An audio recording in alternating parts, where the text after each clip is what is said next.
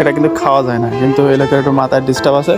আমার দোকানে বা আমার আড়তে এখন নতুন নতুন একজন কৃষকের আগমন হয়েছে, চাষি, নতুন চাষি। এ কিন্তু আমাদের এলাকায় এটা কিন্তু খাওয়া যায় না, কিন্তু এলাকার একটু মাথায় ডিস্টার্ব আছে, যার জন্য উঠাই নিয়ে আইছে।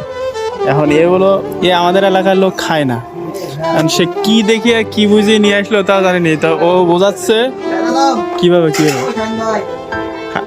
খাইতে হবে, কিভাবে কিভাবে কিভাবে কিভাবে এই জায়গাতে হ্যাঁ হ্যাঁ মানে বলছে এইখানটা একটু ফেলাই দিতে হবে মনে হয়, দে এই বাকিটা খাওয়া যাবে।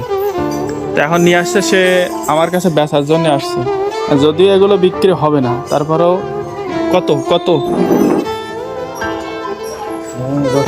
10 টাকা 10, তারপরে 10 টাকায় দিলাম। হ্যাঁ আপনি আসতে পারেন, হ্যাঁ যাও 10 টাকা আছে এইগুলো সব, যাও এখন কিনে নিলাম 10 টাকায়, যদিও কিন্তু এগুলো আমাদের এখানে বিক্রি হবে না বা কেউ খাবেও না।